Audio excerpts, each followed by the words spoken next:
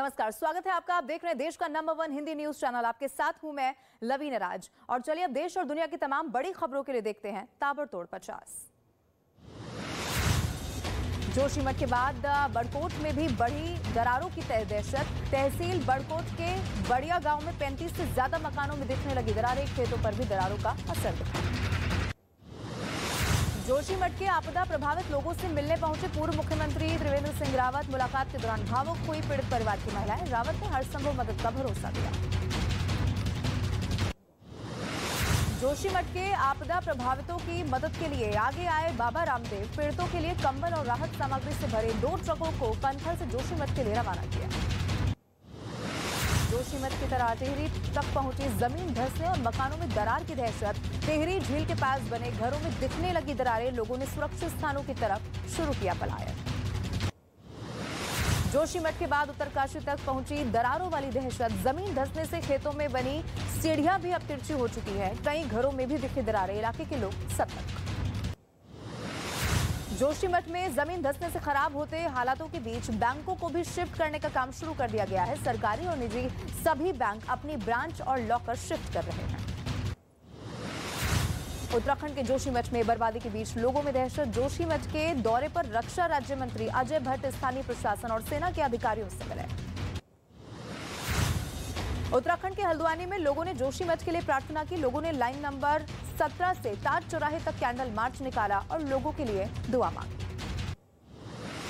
उत्तराखंड के जोशीमठ में भू धसाव मामले में दाखिल याचिका पर सुप्रीम कोर्ट में 16 जनवरी को होगी सुनवाई। स्वामी अविमुक्तेश्वरानंद सरस्वती ने याचिका दाखिल की है।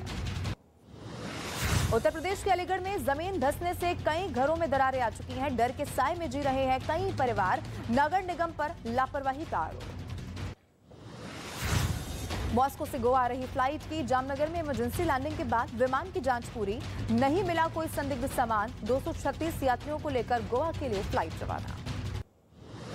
गो एयर फ्लाइट की बड़ी लापरवाही सामने आई। बेंगलुरु एयरपोर्ट पर फ्लाइट 50 यात्रियों को लिए बिना ही उड़ गई। पूरे मामले में डीजीसीए ने गो एयर से रिपोर्ट मांगी। दिल्ली के श्रद्धा मर्डर केस में आरोपी आफ्ताब की कोर्ट ने 14 दिन की न्यायिक हिरासत को और बढ़ा दिया है। पेशी के दौरान आफ्ताब ने कोर्ट से पढ़ाई के लिए कानून की कुछ किताबों की मांग की है। भारतीय सेना के खिलाफ ट्वीट करने के मामले में दिल्ली के उपराज्यपाल ने जेएनयू की पूर्व उपाध्यक्ष शहला रशीद के खिलाफ केस चलाने की अनुमति दी। राष्ट्रपति द्रौपदी मुर्मू इंदौर में आयोजित प्रवासी भारतीय सम्मेलन के समापन समारोह में शामिल हुए। कार्यक्रम के दौरान 27 प्रवासी भारतीयों को सम्मानित किया गया। मध्य प्रदेश के मुख्यमंत्री शिवराज सिंह चौहान ने अपने प्रतिदिन पौधा लगाने के संकल्प के बीच प्रवासी भारतीयों के साथ पौधारोपण किया। सीएम के साथ प्रवासी भारतीयों ने नमो ग्लोबल गार्डन में पौधे लगाए। कर्नाटक में 12 से 16 जनवरी तक चलने वाले नेशनल यूथ फेस्टिवल का प्रधानमंत्री नरेंद्र मोदी करेंगे उद्घाटन। 7,500 विद्यार्थी इसमें मौजूद रहेंगे। केंद्रीय मंत्री अनुराग ठाकुर ने दिल्ली में प्रेस कॉन्फ्रेंस कर इसकी जानकारी दी। राहुल गांधी के कौरव वाले बयान पर सियासी संग्राम अब तेज हो चुका है। बीजेपी ने पलटवार किया। रोम के करीब रहने वालों को कम समझ में आते हैं राम। बीजेपी अध्यक्ष जेपी नड्डा की अध्यक्षता में पार्टी मुख्यालय में बैठक हुई, जिसमें पार्टी के महासचिव शामिल हुए और कई महत्वपूर्ण मुद्दों पर चर्चा की गई। उत्तर प्रदेश के हापुड़ जिले में बोरवेल में गिरा 6 साल का बच्चा। मौके पर रेस्क्यू के लिए पहुंची एनडीआरएफ की टीम। बोरवेल के अंदर ऑक्सीजन की मदद से बच्चे को जिंदा रखने की कोशिश। बच्चे को बचाने की कोशिशें लगातार जारी। 15 जनवरी को मुंबई में होगी Tata marathon 2023। Shrimad Rajchandra love and care NGO इस मैराथन को स्पॉन्सर करेगा। 55,000 से ज्यादा लोग मैराथन में हिस्सा लेंगे। बिहार के खगड़िया जिले में एक किसान के खेतों से निकलने लगा कच्चा तेल। खबर लगते ही इलाके के लोगों में तेल लूटने की होड़ नजर आई। खेत के बीच भरे तेल के लिए ग्रामीणों की लंबी लंबी लाइन लगी। गाजियाबाद में गाड़ी ने कई लोगों को रौंद दिया। बैरियर गिराने पर गार्ड को भी टक्कर मार दी। गार्ड के पैर की हड्डी टूटी। शिकायत पर कार सवार पर मुकदमा दर्ज। मुंबई एयरपोर्ट पर कस्टम ने एक आदमी को करीब 3 किलो कोकीन ले जाते हुए पकड़ लिया और जिसकी कीमत 28 करोड़ रुपए बताई जा रही है। आरोपी ने कोकीन को एक बैग में छिपा कर रखा था। महाराष्ट्र के रायगढ़ जिले में पुलिस भर्ती के दौरान ड्रग्स मिलने से हड़कंप मच गया। भर्ती के लिए आए उम्मीदवारों के पास से कई तरह के ड्रग्स बरामद हुए।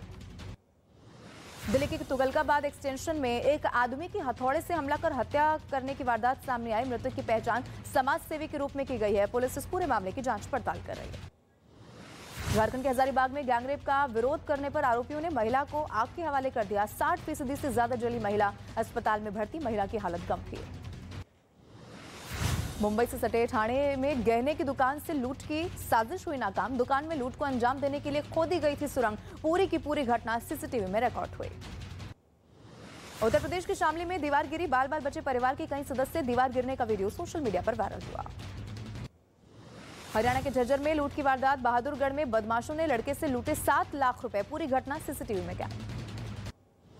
उत्तर प्रदेश के आजमगढ़ में घूसखोर दारोगा का रिश्वत लेते वीडियो वायरल हुआ। विवेचना में रिपोर्ट लगाने के लिए व्यापारी ने रिश्वत ली। पुलिस विभाग में हड़कंप मचा। उत्तर प्रदेश के बाराबंकी में साइको किलर की तलाश में जंगलों में पुलिस का सर्च ऑपरेशन। ग्रामीणों के मुताबिक वारदात को अंजाम देकर इन्हीं जंगलों में छिपा हत्यारा।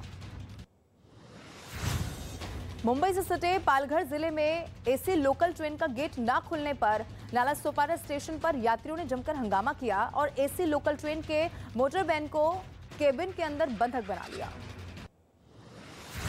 लोहड़ी के त्योहार पर पतंगबाजी का जुनून लोगों के सिर चढ़कर बोलता हुआ दिख रहा है, जिससे पतंग की बिक्री अब काफी ज्यादा बढ़ चुकी है और बाजार रंग बिरंगी पतंगों से गुलजार नजर आ रहा है। मध्य प्रदेश के सतपुड़ा टाइगर रिजर्व में जंगल सफारी के दौरान सैलानियों की गाड़ी के आगे आए टाइगर का परिवार, जबकि टाइगर रिजर्व के पास ही स्कूल वाहन के सामने एक टाइगर आया। जम्मू कश्मीर के राजौरी में आतंकियों के खिलाफ अब गांव वाले भी संभालेंगे मोर्चा। वारदात से निपटने के लिए विलेज डिफेंस गार्ड्स ने तैयारी तेज कर दी है। ट्रेनिंग देने में जुटी पुलिस और सीआरपीएफ की टीम। पूरे उत्तर भारत में कोहरे का कहर लगातार जारी। कोहरे और ठंड की वजह से दिल्ली आने वाली 35 ट्रेनें लेट चल रही हैं। यात्रियों को भारी परेशानी का सामना करना पड़ा। दिल्ली की हवा फिर से हुई दमघोटू। हवा में प्रदूषण का स्तर 434 के पार पहुंचा। दिल्ली में आज से BS3 पेट्रोल और BS4 डीजल कारों पर बैन लगा। कानपुर के बाद वाराणसी में भी सर्दी के मौसम में बढ़े हार्ट अटैक के मामले। आम दिनों के मुकाबले 50% बढ़ी मरीजों की संख्या। डॉक्टर ने एहतियात बरतने की सलाह दी। जम्मू कश्मीर में लगातार हो रही भारी बर्फबारी ने लोगों की मुश्किलें बढ़ा दी हैं। कुपवाड़ा में कई फीट से ज्यादा बर्फबारी हुई, जिससे पारा 0 से कई डिग्री अब नीचे चला गया है।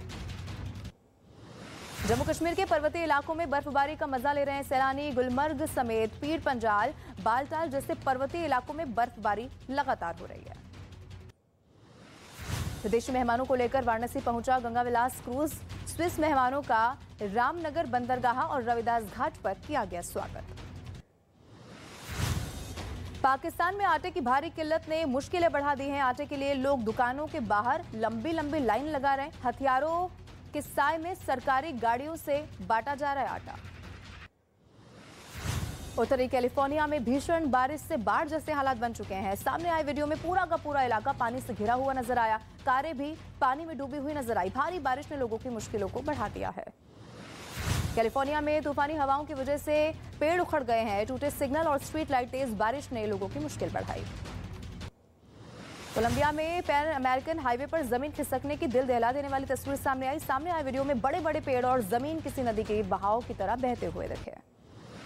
चीन में कोरोना से हालात बेहद खराब, नहीं रुक रहा मौत का सिलसिला। सामने आया सैकड़ों लाशों का खौफनाक वीडियो। कई शहरों में अंतिम संस्कार के लिए भी जगह नहीं।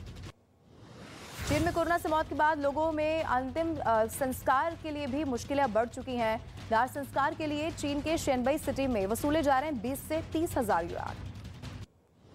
पेरू में सरकार विरोधी प्रदर्शन में अब तक 13 लोगों की मौत की खबर है। इस सामने कई इलाकों में प्रदर्शनकारियों की पुलिस के साथ हिंसक झड़प। लोगों ने आगजनी और पथराव किया। और यूक्रेन पर एक बार फिर से रूस के ताबड़तोड़ हमले लगातार जारी। मिसाइल हमले में यूक्रेन के कई गोदाम और हथियारों को तबाह करने का रूस ने किया दावा। जारी किया हमले का वीडियो।